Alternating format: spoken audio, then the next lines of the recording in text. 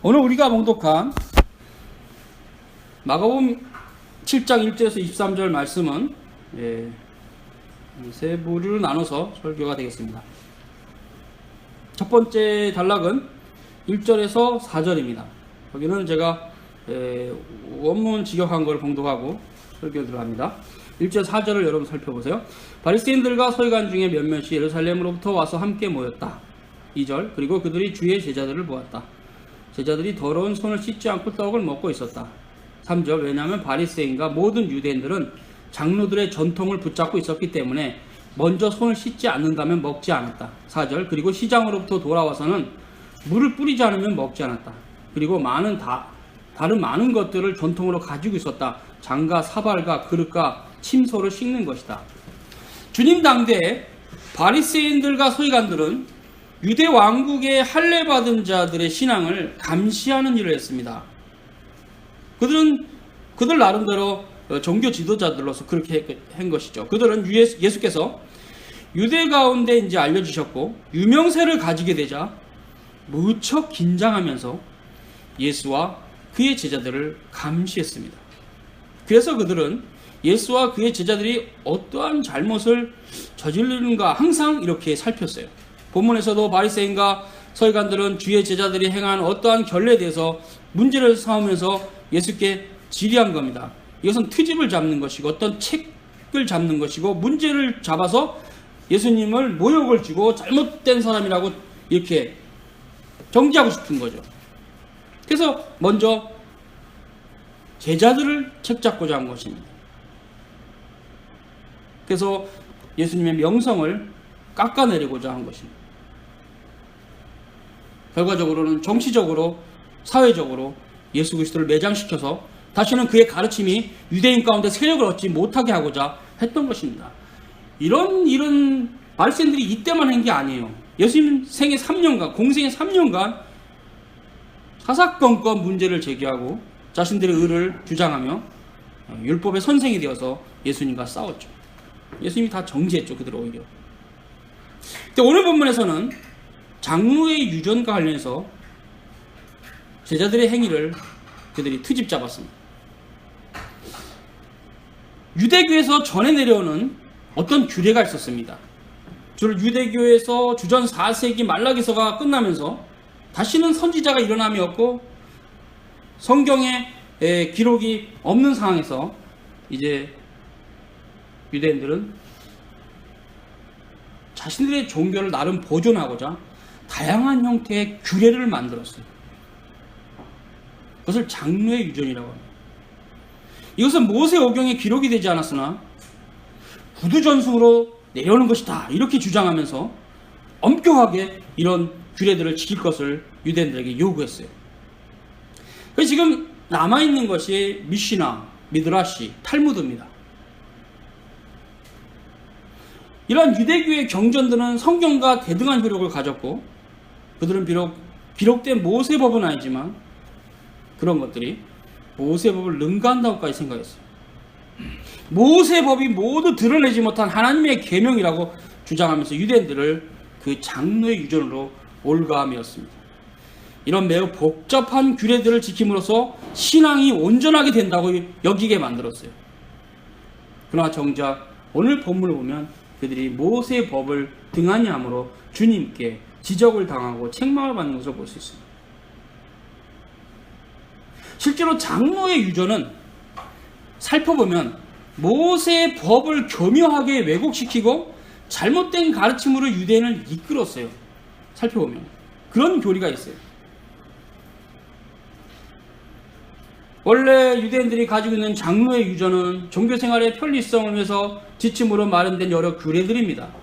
그러나 이런 규례들이 점차 하나의 법이 되어서 모세의 법과 대등하게 되었을 때 오히려 그것은 유대의 종교를 파괴시키고 타락시키는 원인이 됐어요.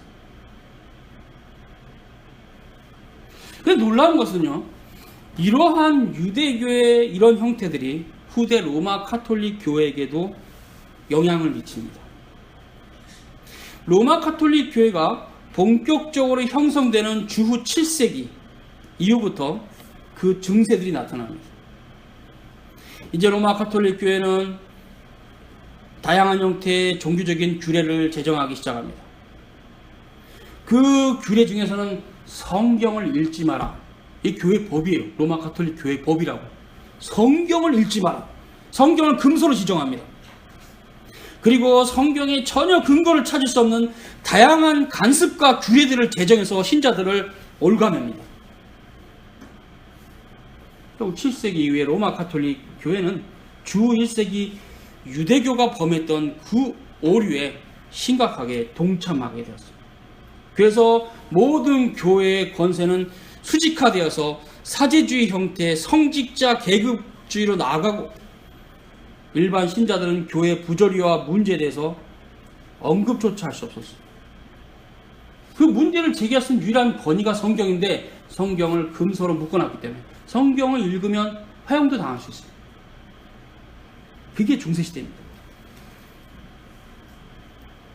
로마 가톨릭 교회는 점차로 하나님의 말씀으로서 신구약 성경과 별개로 다양한 교리들과 규례들을 만들었습니다. 종교개혁이 일어났을 때 그들의 모든 허상이 무너졌습니다. 그래서 이런 오늘 본문의 유대교의 장로의 유전은 로마 가톨릭이 갖고 있는 성경에 어긋나는 거짓 교리들과 같은 그런 동일한 장로의 유전들이에요. 그런 것들은 인간이 만든 겁니다. 그래서 로마 가톨릭은 지금도 변함없이 유대교의 행위 거룩을 추구합니다. 유대교적인 형태의 제사 제도를 지금도 가지고 있어요. 로마 가톨릭이 갖고 있는 제사 제도가 뭡니까? 예배 시간에 예배를 안 드리고 미사를 드려요. 사제들이 나와서, 신부들이 나와서 희한한 모자를 쓰고 쫙 이렇게 화려한 옷을 입고 이렇게 제사를 드립니다. 제사를 드려요. 제사를. 그리고 로마 가톨릭 교회는 거룩한 보편교회 신앙 고백으로서 가지고 있던 그런 교리들을 버리고 펠라기오스 교리를 받아들였어요. 그래서 세미 펠라기오스 교리가 로마 가톨릭의 구원관입니다. 그럴 뿐만 아니라 로마 가톨릭은 독신을 결심하고 홀로 하나님만 영화롭게 하고 살아가는 수사와 수녀들만이 천국으로 즉시간다. 나머지는 연옥을 거쳐간다. 이런 연옥설을 또 만들었어요. 이런 것들이 로마 가톨릭이 갖고 있는 장로의 유전입니다. 그래서 그런 수사들, 결혼도 하지 않고 수녀들, 이렇게 주님만 섬겼던 사람들만 그렇게 거룩한 삶을 살았기 때문에 그 거룩한 삶으로 인해서 천국에 바로 간다. 인간의 행위로 구원을 받는 교리입니다. 인간의 행위가 어느 정도 개입되어야 구원이 완성된다는 교리입니다. 이것을 세미 펠라고스 교리라고 합니다. 하나님의 은혜의 행위가 있고 나머지 인간 편수의 공로가 있어야 천국에 갈 수 있다는 교리입니다. 로마 가톨릭 교회 팽배하게 퍼져 있는 거짓 교리들이 너무 많습니다. 천주님께 헌신된 성직자들이 일반 평민들보다 더욱 많은 공로로 천주님께 드리기에 천국에서는 성직자들이 일반 평민들 신자보다 훨씬 높은 지위를 얻습니다. 이런 상급의 차등론도 로마 가톨릭 교리입니다. 성경에 증거가 되지 않습니다. 그렇기 때문에 이런 로마 가톨릭의 세미 안일수주의는, 세미 펠라기오스는 유대교로부터 영향을 받았다고 할 수 있습니다. 이미 유대교도 행위구원을 말하는 율법주의가 있었기 때문에 오래된 부패한 교리입니다. 장로의 유전입니다. 이런 장로의 유전을 철저하게 지킴으로 구원받는다고 생각했던 자들이 그 당시 바리새인과 서기관들이에요. 그러니까 제자들이 장로의 유전을 어기자마자 바로 치고 들어온 겁니다. 예수 당신의 제자 보십시오. 저게 뭡니까? 왜 장로의 유전을 지키지 않습니까? 이렇게 오늘 따지고 드는 겁니다. 예수님께. 장로의 유전을 누구보다 철저히 지키고 살았던 그 당시 바리새인과 서기관들은 하늘나라에 가면 높은 지위를 얻을 것으로 착각하고 살았어요. 근데 실상은 멸망의 자식들이었고 하늘나라를 못 갔어요. 이것이 로마 가톨릭 종교에서 다시 재현이 되었어요. 항상 유대주의와 행위거룩입니다. 이러한 거짓 교리들은 지금도 개신교 분파주의자들의 교리 안에 깊이 침투했습니다. 자기 공로와 자기 의를 따라서 자기의 결정으로 거룩함으로 나아가려고 하는 경건주의자들, 신비주의자들은 모두 어느 정도 주님께 책망을 받은 유대주의와 행위거룩에 참여하고 있는 자들입니다. 거짓 신앙입니다. 정통교리는 우리에게 증거합니다. 어느 인간도 자기의 노력과 공로로 구원을 얻을 수 없다. 거룩해질 수도 없다. 전적으로 하나님의 주권적인 은혜다. 하나님의 절대 주권을 믿는 개혁주의 신자들은 더욱 하나님의 거룩하심을 묵상하며 그 하나님의 거룩하심이 어떠한 의미가 있는가를 깨달아야 됩니다. 결국 하나님의 거룩하심을 묵상하고 그것을 깨닫기 위해서 개혁주의 신자들은 다른 어떠한 종교적 체험이나 어떤 경건주의 서적들을 신앙의 지침으로 삼지 말아야 됩니다. 기도는 이렇게 해야 돼. 관상기도 이런 거는 읽지도 말아야 돼요. 오직 하나님의 말씀으로서 신구약 성경으로부터 추론된 거룩한 보편교회 정통교를 따라가야 합니다. 그리고 하나님의 말씀으로 돌아가야 돼요. 그것이 바로 개혁자들이 주창했던 오직 성경과 모든 성경입니다. 솔라 스크립투라와 토타 스크립투라. 개혁신앙은 하나님의 말씀으로부터 추론되지 않는 모든 사변적인 교리들을 배역합니다. 오직 개혁주의 신자들은 하나님의 말씀에 충실합니다. 5절서부터 8절 봉독합니다. 원문 직역한 거. 이에 바리새인과 서기관들이 예수께 질의하였다. 무엇 때문에 당신의 제자들은 장로들의 전통을 따라 행하지 않습니까? 그러자 예수께서 그들에게 말씀하셨다. 이사야가 외식하는 너희에 대해서 잘 예언하였도다. 기록되었을 때 이 백성이 입술로는 나를 존경하나 그들의 마음은 내게서 멀도다. 사람의 계명을 교훈으로 가르치니 나를 헛되이 경배한도다. 너희가 사람의 전통을 붙잡고 하나님의 계명을 버렸도다. 바리새인과 서기관들은 주님의 제자들의 결점을 찾아냈습니다. 매우 흥분했어요. 기세등등하게 예수께 힐문합니다. 당신의 제자들은 장로들의 유전을 준행치 않냐고 부정한 손으로 떡을 먹나이까? 이들은 장로의 유전을 들먹이면서 주님의 제자들이 결례를 행했다고 공개했습니다. 이들은 장로의 유전에 종교적인 절대성을 부여하고 주님의 제자들의 행위를 압박했어요. 그러나 원래 장로의 유전은 시작부터 유대 종교를 신실하게 보존하고자 편의상 제정된 여러 규례들인데 그것이 나중에 오히려 올무가 되었죠. 종교적으로 절대로 절대시할 수 없는 인간적인 교훈을 가지고 자기들이 오히려 절대시해버렸어요. 하나님 말씀을 오히려 더 나중에 파괴시킵니다. 이런 것들이 장로의 유전이. 그러자 예수님께서 수백 년 전에 이미 선지자 이사야가 예언했던 걸 가지고 말씀하십니다. 보세요. 6절서부터 이사야가 너희 외식하는 자에서 잘 예언하였도다. 기록하시되 이 백성이 입술로는 나를 존경하되 마음은 내게서 멀도다. 사람의 계명으로 교훈을 삼아 가르치니 나를 헛되이 경배한도다 하였느니라. 너희가 하나님의 계명을 버리고 사람의 유전을 지키느니라. 그렇습니다. 하나님의 이름을 부르고 나름 자기들 마음에서 우러나와서 찬송을 불러도 그러한 경배와 찬양이 하나님의 말씀으로부터 벗어나서 자의적 예배가 되어버린다면 그것은 거짓되며 외식된 것입니다. 이사야의 예언을 가지시고 예수께서 지적하신 그들의 제약은 두 가지입니다. 하나는 의식주의와 형식주의. 그들은 인간적 교훈과 규례를 절대시해서 그것을 지키지 않으면 하나님의 큰 심판이 있을 것처럼 가장하고 위협했습니다. 그것은 종교 제국주의입니다. 로마 카톨릭 교회가 전형적으로 쓰는 방식입니다. 외적인 형식으로 모든 종교적 행위를 다하고 실질적인 실체는 없습니다. 철저하게 의식 중심의 어떤 미사 제도를 잘 지켜서 구원을 받는 걸로 생각합니다. 로마 카톨릭의 미사 제도는 지금도 그리스도의 보혈의 능력이 미사를 시행함으로 나타납니다. 그래서 그런 미사가 굉장히 중요하기 때문에 성직자들은 화려한 옷차림으로 미사를 집전하는 겁니다. 첫 번째는 이런 의식주의와 형식주의가 문제였고, 두 번째는 자의적 예배입니다. 이 부분에서 선지자 이사야가 경고한 이스라엘의 범죄는 하나님께 자기 마음대로 나아간다는 것입니다. 이스라엘 백성들이 자기들의 자의적인 예배 방식으로 하나님께 나아가서 그것으로 하나님을 영화롭게 할 수 있다고 하는 사고방식입니다. 심히 우려스러운 거짓 예배입니다. 자의적 예배는 종교개혁 시기에도 개혁주의자들이 논의가 됐던 로마 카톨릭에 있었던 것입니다. 대표적으로 자의적 예배를 드렸던 로마 카톨릭의 규례는 칠성례입니다. 7가지의 성례를 만들어서 하나님께 드렸어요. 그러나 개혁자들은 성경에 근거하지 않은 5가지를 제하고 세례와 성찬만 남겨서 우리에게 계승해졌죠.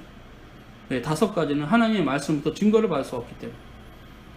칠성례를 행하는 것은 하나님 뜻이 아닙니다. 그 중에 2가지만, 세례와 성찬만 성경에 명시되어 있고, 나머지 5가지는 로마 가톨릭이 이제 역사가 지나가면서 자기들 나름대로 그냥 만든 거예요. 성경에 근거가 없어요. 이걸 자의적 예배라고 해요. 영어로 will worship. 이런 형태는 지금의 개신교도 비슷하게 있죠. 성경에 근거가 되지 않는 엉터리 예배를 드리면서, 장로교는 그래서 예배 지침서를 마련해서 최소한 이것은 지키면 성경적이다. 이 지침 안에서 자유롭게 드려라. 이렇게 지침 마련한 거죠. 9절에서 12절, 13절까지 봅니다. 그리고 예수께서 그들에게 말씀하셨다. 너희가 너희의 전통에 서 있기 위해서 하나님의 계명을 버렸구나. 모세가 말했다. 너의 아비와 너의 어미를 공경하라. 아비나 어미를 모욕하는 자는 반드시 죽일 것이라. 그러나 너희는 말한다. 만약 사람이 아비나 어미에게 말하기를 고르반, 즉 하나님께 드림이 되었다 하면, 그리고 만약 나로부터 당신에게 유익하게 되었다 하면 더 이상 아비나 어미에게 행할 것이 없기 때문에 그에게 허락하지 않는다. 너희의 전통으로 하나님의 말씀을 폐하고 있다. 그리고 이와 유사한 일도 많이 행하는구나. 주님 당대 유대교의 관습이 마가복음에 증거되고 있습니다. 그것은 고르반 제도입니다. 유대교의 장로 유전 중에 자녀들이 부모에게 해야 될 의무를 하고 싶지 않을 때 유도의 종교법에는 고르반 제도를 두어서 그렇게 할 수 있도록 했습니다. 원래 취지는 하나님께 바친 제물을 어느 누구도 손을 댈 수 없다라는 이유로 만든 이 제도가 결국 고르반이라고 하는 형태의 제도 안에 부모 공경도 회피할 수 있는 것이 있어요. 그래서 구약의 역사에서는 자기 토지 중에 고르반을 걸어놓은 토지는 어느 누구도 손을 댈 수 없었어요. 그래서 부모님을 공경할 내가 재력이 있는데 부모님께 공경하기 싫어.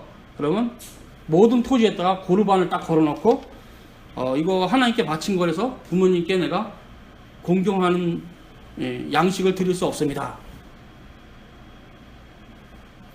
유대인들이 만든 이 고르반 제도는 하나님께 무엇을 바친다는 생색내기입니다. 그들은 오히려 부모를 공경하라는 십계명의 명령을 회피하기 위해서 이 제도를 악용했어요. 부모 공경을 회피했어요. 그것을 주님께서 지적하신 겁니다. 모세의 법을 너희가 폐한다. 장로들의 유전으로. 그것이 유대 종교 지도자들이 만들어 놓은 종교법이었어요. 그들의 종교법은 오히려 나중에 하나님의 말씀과 충돌을 일으키면서 결국 오류가 드러난 겁니다. 주님이 이것을 지적한 겁니다. 왜 장로의 유전을 지키지 않느냐라고 했을 때 예수님은 이것을 지적하고 있어요. 오히려 너희들이 철저히 지키는 장로의 유전이 하나님의 말씀을 폐했다. 지금도 그런 신앙이 있죠. 외적인 규례를 철저하게 지켜요. 금식도 잘하고 뭐 하여튼 외적인 규례를 11조도 뭐 잘 내고 주일도 잘 지키고 또 거기다가 뭡니까 뭐 수예배도 안 빠지고 금요철야도 안 빠지고 거의 모든 교회 공적 예배를 다 지켜요. 그리고 그 사람은 어떤 생각 갖고 있냐면요, 이것을 다 지켰기 때문에 나는 하늘나라에서 큰 상이 있다 그 생각하고, 그리고 밖에 나가서는 청부 살해도 하고 마약도 먹고, 그렇게 산다면 그 신앙은 거짓된 겁니다. 또 그런 신앙인들 어떻게 생각하냐면, 일반 신자들 새벽 기도도 안 나오고 수요 기도도 안 드린 사람은 굉장히 지적을 해요. 너 이렇게 새벽 기도도 빠지니? 이런 인간이 만들어 놓은 규례로 철저하게 올가면서 꼼짝달싹 못하게 합니다. 자신들의 삶의 이면에서는 탐욕과 갖가지 이속을 챙기면서 겉으로만 철저하게 규례를 지켜서 일반 유대인들을 신앙적으로 꼼짝달싹 못하게 하는 것이죠. 그 당시에 있었어요. 예수님 당시. 지금도 그런 비슷한 게 있다는 거죠. 그 마음으로부터 나온 행위가 아니라면 모든 행위는 외식입니다. 여러분의 마음으로부터 나온 행위가 아니면 그 모든 행위는 외식에 불과합니다. 신앙이 아닙니다. 주님을 사랑하는 마음으로 행하지 않는, 남에게 보여지기 위한 신앙 행위가 된다면 그것은 외식이죠. 14절에서 23절 살펴봅니다. 그리고 그가 다시 무리들을 불렀다. 그가 그들에게 말씀하셨다. 너희 모두는 내 말을 들으라. 그리고 깨달아라.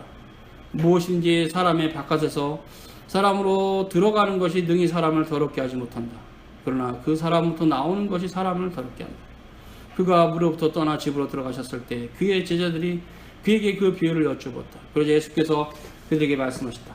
너희가 그렇게 깨달음이 없느냐? 사람에게로 들어가는 모든 밖에 있는 것들은 능히 그를 더럽게 할 수 없다. 그것은 그의 마음 안으로 들어가지 않고 배로 들어가기 때문이다. 그것은 나와서 배변으로 빠진다. 모든 양식은 깨끗하다. 20절. 그러나 그가 말씀하셨다. 사람으로부터 나오는 것은 그것이 사람을 더럽게 하느니라. 왜냐하면 사람들의 마음으로부터 나오는 내면에 있는 악한 생각들로서 음란, 도적질, 살인, 22절, 간음, 탐욕, 악함, 교활함, 방탕, 악한 눈, 신성모독, 교만, 어리석음이다. 악한 모든 것이 내면으로부터 나온다. 그리고 사람을 더럽게 한다. 바리새인과 서기관이 떠나고 예수께서 무리들에게 말씀하십니다. 그것이 14절에서 16절이죠. 너희는 다 내 말을 듣고 깨달으라. 무엇인지 밖에서 사람에게로 들어가는 것은 능히 사람을 더럽게 하지 못하되 사람 안에서 나오는 것이 사람을 더럽게 한다. 무리들은 깨닫지 못했어요. 제자들도 깨닫지 못했어요.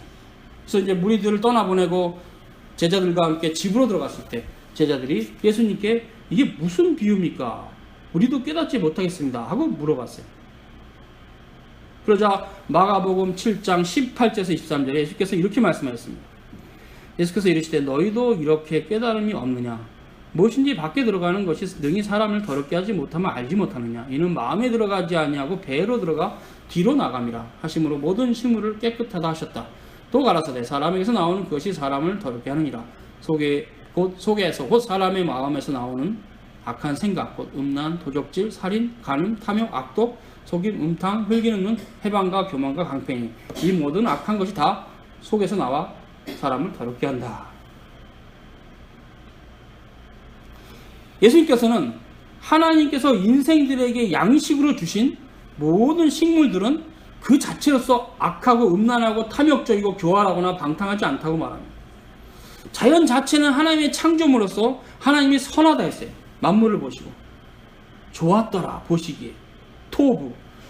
그러므로 자연으로부터 생성된 초목과 음료와 양식들은 더러운 게 아닙니다. 오히려 그런 양식을 섭취하는 그 인간들의 입에서 나오는 말이 더러웠었어요. 그 마음에서 나오는 말이 더러웠었어요. 하나님의 말씀대로 행하지 않는 모든 말과 행위가 더러운 것입니다. 그래서 사도 바울은 로마서 14장 23절에 믿음으로 쫓아하지 않는 모든 행위는 죄다. 전적으로 타락한 인생들에게서 나올 수 있는 것은 죄악뿐입니다. 그것이 비록 문화와 예술과 연결되어 있다 해도 마찬가지입니다. 그러므로 인생들의 행위는 하나님 앞에서 자랑할 것이 전혀 없습니다. 물론 일반 은총이 어느 정도 선을 지향하며 선을 비춰줍니다. 그러나 이 세상에 어떠한 일반 은총도 최고의 선이신 성삼일체 하나님을 비춰주지 못합니다. 그러한 어두움과 뒤섞여 있기에 일반 은총으로는 최고의 선을 성취할 수 없습니다. 모든 일반 은총의 행위들은 어느 정도 인간성 내면에 있는 악한 생각과 음란과 도적질과 살인과 간음과 탐욕과 악함과 교활함과 방탕과 악한 눈과 신성모독과 교만과 어리석음과 연결되어 있습니다. 그렇게 하나님의 말씀을 떠나서 전적으로 부패한 인간성에서 나올 수 있는 것은 죄악뿐입니다. 오늘 교리강론도 한 3개 정도로 나눴습니다. 첫 번째는 하나님의 말씀과 장로들의 유전. 기독교 역사를 살펴보면 하나님의 말씀과 장로들의 유전을 혼동하였던 경우가 많이 있습니다. 주 1세기 당시에도 그랬죠. 당시에 말라기가 끝난 다음에 다양한 묵시문학이 생겼는데 그 묵시문학은 많은 경우에 구약의 교리와 별개로 새로운 교리들이 많이 생겼어요. 그래서 거기 안에는 뭐 죽은 자를 위한 기도나 뭐 그런 거 뭐 이런 거 있어요. 틀린 겁니다. 말라기서 이후에 유대 묵시문학은 구약으로 판단해서 이렇게 옳고 그름을 분별해야지 그 묵시문학을 성경과 연결해서 이것이 구약이다 이러면 안 돼요. 그렇게 하는 참 어리석은 바보 같은 학자들이 있긴 하지만 외경과 이런 것들은 유대 묵시문학입니다. 여기에 다양한 규례들도 있어요. 이런 것들은 하나님 말씀이 아닙니다. 하나님 말씀으로 오히려 판단받아야 될 것들이에요. 예수님께서 지적하신 부분이 바로 그겁니다. 점차로 유대교의 종교 조직 안에서 발생한 유대 묵시문학이 오히려 하나님 말씀을 대적하는 꼴이 됐다는 거죠. 인간적인 생각을 첨가해서 더욱 타락으로 치닫았다는 것이죠. 그래서 주 1세기 유대교 안에 형성된 하나님의 말씀 대적했던 유대 장로들의 유전은 방금 얘기한 대로 지금 미시나와 미드라시와 탈무드로 남아있는 겁니다.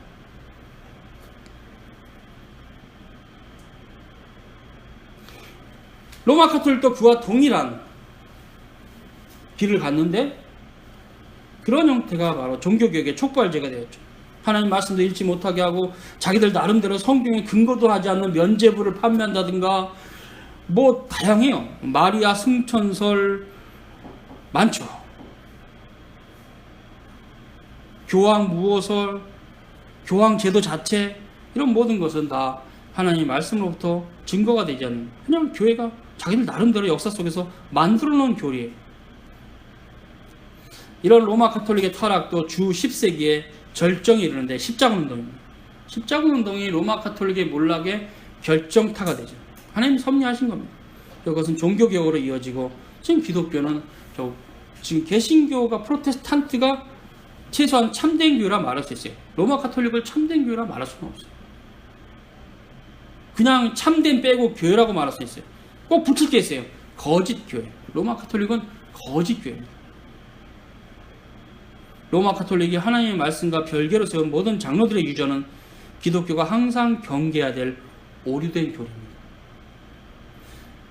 근데 종교개혁 이후에 18세기 이후에도 나타난다는 게 문제예요. 지금 우리 시대는 개신교 안에 장로들의 유전이 많이 있습니다. 무엇이 있는지 살펴보세요. 꼭 반드시 그렇게 해야 된다고 갖고 있는 성경에 근거가 없는 이상한 규례들이 많아요. 장로들의 유전입니다. 그래서 개혁자들은 이것을 아주 가장 심플하게 가장 최소한도 성경을 이해하는 교리와 그 교리를 따라서 이것 정도는 우리가 지키기서 교회를 유지하자 해서 규례를 만든 것으로 성경에 기초하지 않는 건 지금도 개혁을 해야 돼요. 교회 정치나 권징조례나 예배 모범에서 성경에 기초하지 않는다고 확정되는 것은 치리회가 또 개혁을 해야 돼요. 이런 일에 치리회가 일을 하는 것이 치리회가 존재하는 목적입니다. 종교개혁자들은 그래서 최소한 세 가지로 어떤 선포를 했어요. 참된 교회의 표지는 뭐냐? 말씀이 합당한 선포와 성례의 집행과 건징 그것만 있으면 된다. 복잡한 거 다 필요 없다.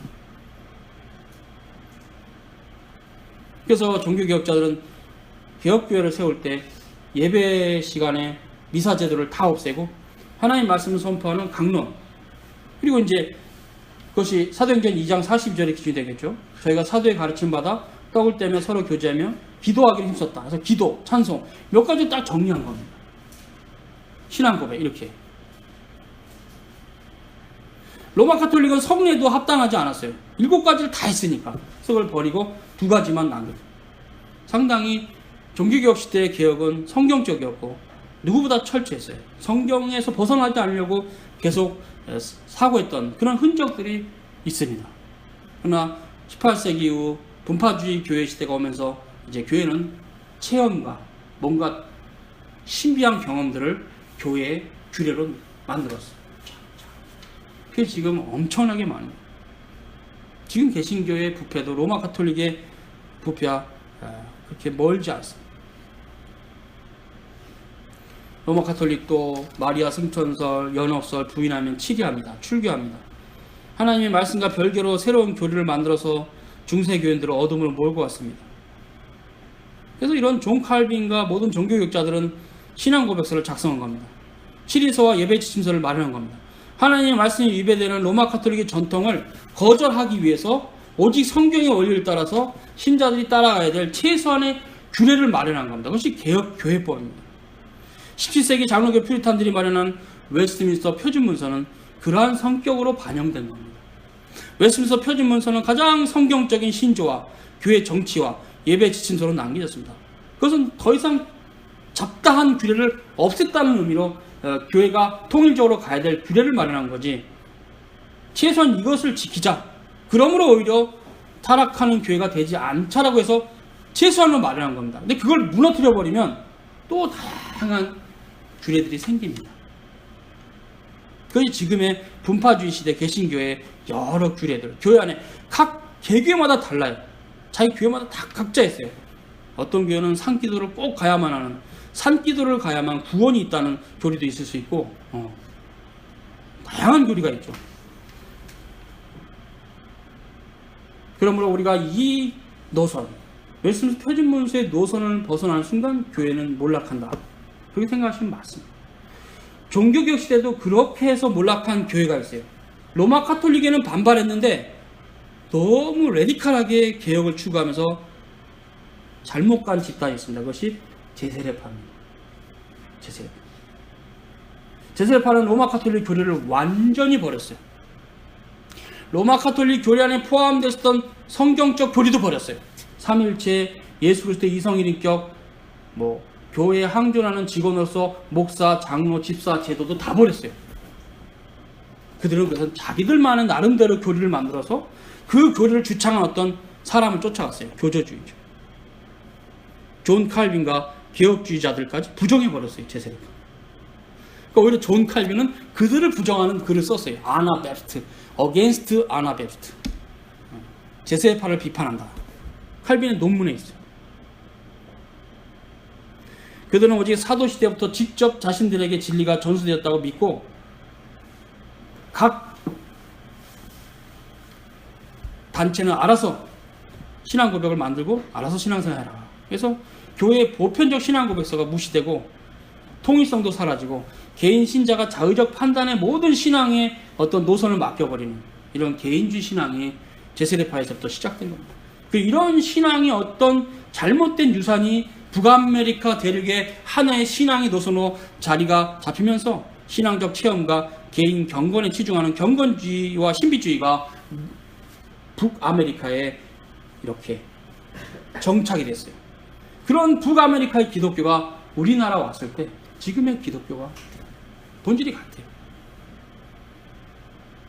북아메리카 기독교의 이 분파주의적 기독교는 지금 제3세계의 피선교 국가의 강요가 되고 있습니다.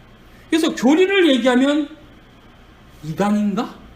교리를 말하는 교회는 이단인가? 이렇게 말합니다. 교리는 이단들이 말하는데 왜 정통교회는 교리를 말하면 안 되는데 이런 식이에요. 교리를 말할 수 없는 교회가 오히려 개신교 정통교회가 되어버린 이런 이상한 시대에 지금 살아요.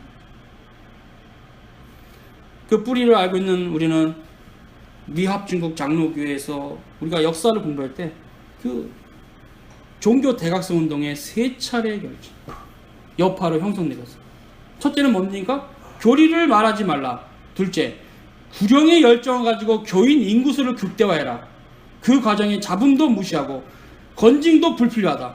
더욱 종교적 열정만 있는 교리 없는 기독교 인구수를 늘려라. 셋째, 건징을 하지 말라. 교인들이 연약하다. 이렇게 세워진 교회가 미합중국 장로교 역사에서 있어요. 그때 미국의 기독교가 그렇게 형성되었어요. 계속적으로 시대가 18세기, 19세기, 20세기로 나가면서 계속적으로 더욱더 그런 교회로 나갔어요. 거룩한 보편교회가 받았던 정통교리는 사라지고 각 교회 신자 각자의 신앙적 체험으로 세워진 교회가 되었어요. 하나님의 말씀은 없습니다. 장로들의 유전이란 하나님의 말씀을 벗어나서 인간의 종교적인 체험이나 자의적 열심으로 세워놓은 겁니다. 근데 한번 세워진 장로교회 유전은 합당한 교회법을 파괴시킵니다. 정지시키고 이제 자기들 마음대로 신앙생활하는 교회가 됐어요. 자기들 가고 싶은데 다 가고 자기 마음대로 교회의 치리를 전혀 받지 않아. 신앙 고백도 없고 일치된 신앙 고백도 없고 그 질서도 없고 치리서가 무엇을 말하고 있는지 아무것도 모르는 것이 지금 장로교인들의 한심한 상태예요. 장로교법에는 원래 노예를 넘어서 어떤 설교를 하는 목사가 있으면 노예 허락을 받게 돼 있어요. 미국 교회 장로교에서는. 지금 안 그러잖아요. 노예 허락을 뭘 받아요? 그냥 지가 막 앞을 가잖아요. 노예 허락도 없이. 보고도 안 해요. 불법을 행하는데 불법을 행하는 줄 몰라요. 토마스 카트라이트의 그 교회 정치를 보면 정기적으로 타인의 교회에 가서 다른 교회에 가서 목사는 설교할 수 없게 돼 있어요. 근데 지금 막 하잖아요. 불법입니다. 정기적으로 하지 못하게 됐어요. 교회법에. 그런 교회 지침서들은 전혀 모르고 함부로 행함으로 그러면서도 개혁이라고 하는 그런 미친 세력들을 볼 때마다 답답합니다. 교회법부터 온전히 최소한 장로교회 교회 정치와 예배 지침서라도 굳건히 지키는 교회가 돼야만 개혁은 가능합니다. 하나님의 말씀이 여러분 보시기에 이렇게 만만하게 보인가요? 우리가 평생 우리 자신이 다 죽어가야만 깨달을 수 있는 게 하나님의 말씀입니다. 자기는 살기등등하게 살아있으면서 주님의 말씀이 들어올 자리가 있을까요? 아닙니다. 이 더러운 우리의 인격에는 주의 말씀이 들어올 수가 없습니다. 날마다 주의 보혈로 자신을 씻고 그리스도의 말씀 앞에 부복해야만 주의 말씀이 들어올 수 있습니다. 그래서 예수님이 선지자 이사야를 가지고 정확하게 때린 겁니다. 이 백성이 입술로는 나를 존경하나 마음은 내게서 멀다. 사람의 계명을 교훈으로 가르치니 나를 헛되이 경배한다. 너희가 사람의 전통을 붙잡고 하나님의 계명을 버렸다. 이러한 형태의 심각한 거짓 신앙은 지금의 개신교 분파주의자들의 신앙 노선입니다. 종교적인 체험은 붙잡지만 하나님의 말씀은 버렸습니다. 거룩한 모평계 신앙 고백은 버리고 자기들 나름대로 신앙생활하고 있어요. 그러므로 우리는 웨스민스터 표준문서가 제시하는 그 가장 최소한의 범주를 지키며 하나님의 말씀으로 들어가서 그 말씀과 동의하는 삶을 끝없이 추구하는 것이 성경적인 신앙이 될 줄 믿습니다. 두 번째 주제는요, 제5계명의 의미와 고르반. 10계명의 5계명은 여러분 아실 겁니다. 주님께서 두 번째 돌판을 주신 것은 이웃사랑입니다. 근데 이웃사랑의 첫 번째 계명이 뭐냐면 부모를 공경하라. 그러니까 결국 제5계명은 두 번째 계명의 첫 자를 차지한다는 거죠. 우리가 이웃을 사랑하는데도 질서가 있습니다. 자의적으로 이웃을 사랑하는 것이 아니라 하나님의 계명을 따라서 이웃을 사랑해야 합니다. 그때 제5계명은 부모를 공경해야 하는 교를 통해서 첫 번째 돌판을 비춰줍니다. 내 부모를 공경하라. 그리하면 너의 하나님 나 여호와가 내게 준 땅에서 내 생명이 길리라. 이 본문에서 공경하라에 해당하는 히브리어 카베드는 존경하다 혹은 부모를 무겁게 대하다. 이 카바드란 말이 원래 어원은 무겁다는 뜻이에요. 그럼 부모를 어떻게 대하라는 것입니까? 부모를 어렵게 대하라. 달리 표현하면 예의를 갖추어라. 부모에게. 부모를 함부로 대하지 말라. 이것이 성경이 우리에게 가르치는 매우 중요한 입니다. 수평적 문화가 확장되어 가는 시기에 이 계명은 중요합니다. 부모를 함부로 대하는 자가 많습니다. 그러나 그러한 자가 받을 멸망은 5계명의 약속에 반대죠. 5계명이 뭐랬어요? 너희 하나님 나 여호와가 내게 준 땅에서 내 생명이 길리라. 이 본문에서 생명이 길리라는 의미를 원문을 보면 그 사람의 삶의 가치를 의미할 수 있어요. 오래가지 못하는 삶은 항상 가치가 없습니다. 길게 삶을 의미할 만한 것은 가치가 있습니다. 그러므로 신자들이 격조 높은 삶을 살고자 하면 반드시 부모와 다투는 관계가 되지 않도록 무척 노력해야 될 것입니다. 부모와 관계가 멀어지는 만큼 격조 높은 삶은 강 건너 가버린 겁니다. 살아도 산 것이 아니고 활동을 해도 항상 비참합니다. 부모에게 인정을 받지 못하는 자식들 얼마나 비참한지 몰라요. 그래서 신자들은 최대한 부모와 화목해야 하며 더 부모에게 예의를 갖추고 함부로 대하지 않는 것이 자신의 복이에요. 그렇게 행함으로 자신이 복을 받는 거예요. 약속 있는 첫 계명이라고 했어요. 그래서 대리문답의 설명을 가지고 이 부분의 설교를 마칩니다. 124문에 이렇게 말했어요. 제5계명에서 말씀하는 부모는 누군가? 답변은 제5계명에서 말씀하는 부모는 육신의 부모뿐 아니라 나이가 많거나 훌륭한 은사를 가진 모든 사람을 가리킨다. 특히 하나님의 규례를 따라 가정이나 교회에서 우리 위에 있는 국가의 공직에 있는 사람들을 가르친다. 그렇게 말하고 있어요. 그러니까 즉 제5계명이 증거하는 부모는 육신의 부모는 당연하고 더욱 확장하면 자신보다 크게 나이 차이 나는 어른이나 각 분야의 훌륭한 은사를 가진 사람들, 하나님의 규례를 따라 가정이나 교회에서 공적 직무를 맡은 분들 혹은 국가 위정자들을 부모와 같은 것과 같이 볼 수 있다 이렇게 말하고 있어요. 그리고 127문에 보면요, 아랫사람이 윗사람에게 표해야 하는 경의는 뭔가 예절 같은 건데요, 답변이 이렇습니다. 아랫사람이 윗사람에게 표하는 경의는 마음으로 그리고 말이나 행동으로 마땅한 존경을 표하는 것이다. 윗사람을 위해서 기도하고 감사하며 그들의 덕망과 은혜를 본받으며 합당한 명령이나 권고에 기꺼이 순종하고 그들의 교정에 순응하며 그들의 여러 지위를 따라서 그들의 인격과 권위를 보존하여 주며 지켜주는데 충성을 다해야 되며 그들의 약점을 관용하고 사랑으로 덮어주어서 그들과 그들의 다스림이 영예롭게 되도록 해야 한다. 이렇게 말하죠. 그리고 128문에는 아랫사람들이 윗사람에게 행하는 죄가 무엇인가 하고 답변이 이렇습니다. 아랫사람들이 윗사람에게 범하는 죄는 그들이 윗사람에게 마땅히 해야 될 의무를 소홀히 하여 윗사람들의 합당한 권고와 명령 그리고 교정을 멸시하고 그들의 인격 지위를 질시하고 반발하는 일이다. 그리고 어른들을 저주하고 조소하고 그들 자신에게와 그들이 다스리는 직무에 부끄러움이 되도록 불명예와 불복종과 중상하는 모든 행위다. 대리문답 제29문에서는요. 윗사람이 아랫사람에게 다해야 될 의무도 마련했습니다. 답변이 됐습니다. 윗사람들은 하나님으로부터 받은 권세를 따라 자기들이 서 있는 위치에 따라 아랫사람들을 사랑하고 위하여 기도하고 축복하는 것이다. 그리고 그들을 가르치고 견책하며 권고하고 일을 잘하는 자를 격려해주고 칭찬해주고 포상하며 반면에 잘못된 자에게 경고하고 꾸짖고 권징하는 것이다. 또한 아랫사람들을 보호하고 그들의 영혼과 육체에 필요한 것을 제공하며 이 모든 일을 당당하고 현명하게 거룩하게 모범적으로 수행함으로써 하나님께 영광을 돌리고 자신들에게 명예가 되도록 해야 한다. 그러므로 하나님께서 그들에게 부여해 주신 권위를 지키는 것이다. 이렇게 말하고 있습니다. 그리고 이제 제 130문에 윗사람들이 범하는 죄는 이런 거라 말했어요. 답변: 윗사람들이 범하는 죄는 그들이 다 해야 하는 의무를 소홀히 할 뿐 아니라 부당하게도 자신들의 영광, 안일함, 이속 또는 쾌락을 추구하여 불법적인 일이나 아랫사람의 힘으로 할 수 없는 일을 하도록 명하는 일, 악을 행하는 자를 격려하고 고무하며 그들에게 호의를 베푸는 일, 선을 행하는 자들을 돌이키게 하고 절망시키며 모욕을 주는 일, 잘못을 범한 자를 과도하게 급히 고치려고 하거나 잘못을 범해도 갑자기는 고치지 않거든요. 근데 빨리 돌아와 이런 식으로 과도하고 급하게 고치려고 하거나 부주의하게 방치하는 일, 악을 행하고 있는데 내 아들이 마약을 하고 있는데 더 먹어 마약을, 간음하고 있는데 간음을 더 해 아들아, 이런 식의 죄악을 방치하는 이 두 가지가 다 잘못했다는 거예요.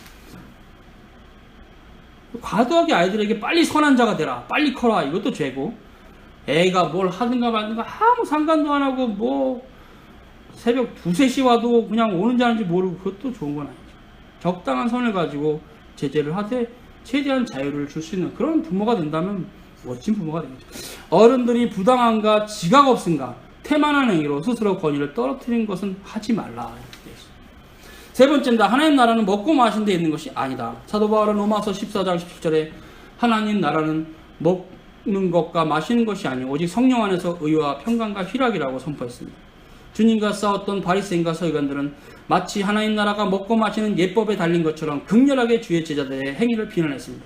그러나 예수께서는 그들의 거짓 교리를 오히려 책망하시며 그들이 하나님의 말씀을 삼하는 것이 아니라 자신들이 세워놓은 장로들의 유전을 가지고 하나님의 말씀을 폐지하고 있다고 지적했습니다. 바리새인과 서기관들은 이스라엘의 율법학자이면서도 불구하고 하나님 나라가 어떠한 자태를 가지고 있어야 할 것을 몰랐어요. 단지 교회의 전통이 세운 먹고 마시는 예법을 지키는 것이 하나님 나라의 자태라고 착각했어요. 사도 바울이 그러한 관점에서 로마서 14장에서 증거하고 있습니다. 14장 10절과 16절을 저는 봉독하고 넘어갑니다. 내가 어찌하여 내 형제를 판단하느냐, 어찌하여 내 형제를 업신여기느냐. 우리가 다 하나님의 심판대 앞에 서리라.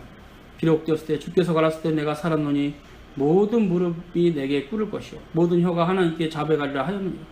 이러므로 우리 각인이 자기 일을 하나님께 직구하리라. 그런즉 우리가 다시는 서로 판단하지 말고 도리어 부딪힐 것이나 거칠 것을 형제 앞에 두지 아니할 것을 주의하라. 내가 주 예수 안에 알고 확신하는 것은 무엇인지 스스로 속된 것이 없으되 다만 속되게 여기는 그 사람에게 속되리라. 만일 식물을 인하여 내 형제가 근심하게 되면 이는 내가 사랑으로 행치 아니함이라. 그리스도께서 대신하여 죽으신 형제를 내 식물로 많게 하지 말라. 그러므로 너희의 선한 것이 비방을 받지 않게 하라 하고 17절에 오늘 나온 겁니다. 하나님 나라는 이러이러한 것이 아니라 이러한 것이다. 사도시대에도 구약 율법으로부터 유래된 먹고 마시는 예법이 있었습니다. 새언약의 성도들에게 어려웠어요. 왜냐하면 비록 기독교가 되었지만 유대교의 전통이 남아있기 때문에, 사도들은 유대교 전통을 다 몸으로 경험하신 분이기 때문에 이것이 힘들었어요. 그래서 사도 바울은 내가 이제 하나의 교인이라도 그리스도에게로 돌릴 수 있다면 이제는 내가 새 언약의 성도가 돼서 고기를 먹을 수 있지만 그 아직 연약한 그 성도를 위해서 구약에서 먹지 말라는 고기를 나는 평생 안 먹겠다. 이게 사도 바울의 겸손이고 성도를 사랑하는 마음입니다. 비록 예법들이 모두 폐지되었음에도 자기의 자유를 성도들을 위해서 내놨던 섬기는 직으로서의 사도의 그런 모습은 정말 누구든지 가르치거나 다스림직에 쓰고자 하는 자라면 어려서부터 배워야 될 굉장히 중요한 덕목이에요. 성도를 생각하고 그들을 주께로 인도하는 것이 중요하지. 너 이거 안 해. 당장 못하는 사람한테 너 이거 안 해. 너 술 먹으려면 교회 오지 마. 교회 와도 마음속으로 술을 끊겠다고 작심한 사람은 기다려줘야 돼요. 세월이 가면 분명히 끊을 것입니다. 유대 기독교들이 할례와 구약의 레이지파 제사제도에서 증거하는 의식법을 준수하는 것은 복음적이지 않습니다. 점차로 폐지하고 없애야 될 제도입니다. 그런데 그 당시에 바울은 성도를 생각해서 그들이 진리를 깨닫고 돌아올 때까지 그냥 그렇게 고기를 안 먹었다고 했습니다. 사랑하는 성도 여러분, 예수 그리스도를 영접하고 더 이상 예단계 경륜에 이제 우리는 매이지 않습니다. 이스라엘의 관습은 없습니다. 그래서 우리가 지금은 구약에서 먹지 말란 고기를 먹어가지고 시험해줄 신자가 없어요. 유대인들이 아무도 없으니까 이제 할례를 받은 사람도 없고. 근데 그 당시에는 있었기 때문에 그 말이 있는 거예요. 우리에게는 하나님 나라가 먹고 마시는 것에 있는 것이 아니라 성령 안에서 오늘 17절에 사도 바울이 얘기한 거기에 있어요. 하나님 나라. 의와 평강과 희락. 이게 이 세 가지가 굉장히 중요한 의미가 있습니다. 의와 평강과 희락. 디카이오스네 카라 그리고 에이레네죠. 그죠? 신자들 삶 가운데 이러한 은혜가 필요합니다. 하나님 나라는 바로 이것이 풍성한 나라입니다. 거룩한 보편교회가 먹고 마시는 일로 평론할 일이 아니라 무엇을 먹든지 무엇을 마시든지 하나님의 영광을 위해서 먹고 마실 수 있습니다. 세언약 시대는 주님께서 명령하신 성례식 외에 반드시 지켜야 될 의식법은 없습니다. 그러면 우리는 오직 서로 그런 것을 통해서 풍성한 교제를 하며 사랑 안에서 지어져가는 건물이 되는 겁니다. 기도하겠습니다. 거룩한 주님 감사합니다. 오늘 마가복음에서 주님께서 말씀하신 것을 또 우리가 교리로 살핍니다. 그러므로 이런 부분들을 깊이 묵상하며 사랑하는 성도들이 주의 말씀 가운데 더욱 나아갈 수 있도록 도와주시옵소서. 예수 그리스도의 이름으로 감사하며 기도 올려옵나이다. 아멘.